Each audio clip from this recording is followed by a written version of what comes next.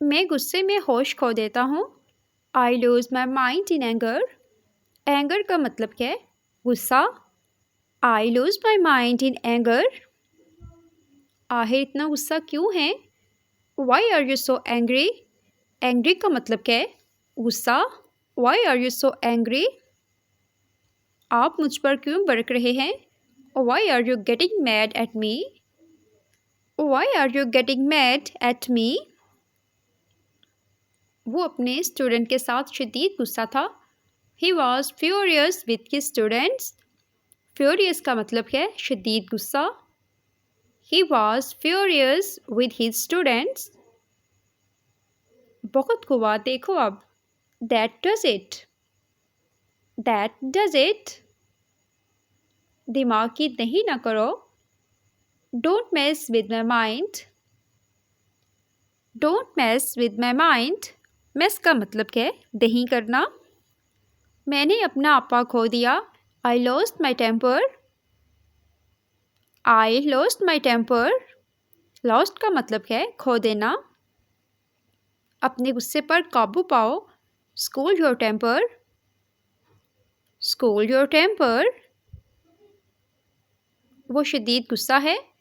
He is furious. He is furious. ऐसा कुछ नहीं। Nothing of the kind. Nothing of the kind. Kind की जगह हम सॉर्ट का वर्ड भी यूज़ कर सकते हैं। Like that, nothing of the sort. मेरी लाश पर से। Over my dead body. Over my dead body. मैं देख लेता हूँ तुम्हें। I will show you. I will show you. अगर हम कहें कि मैं उससे देख लेता हूँ तो हम सेंटेंस का यूज़ करेंगे आई विल शो हिम। और अगर हम कहें कि मैं उन्हें देख लेता हूँ तो हम बोलेंगे आई विल शो देम। उसने पैसे दे मारे। He shoved the money. He shoved the money. ज़बान संभाल के। Watch your mouth.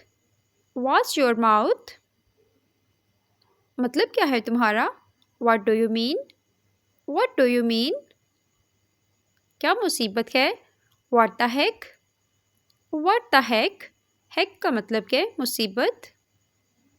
मैं तुम्हें छोड़ूंगा नहीं। I won't spare you.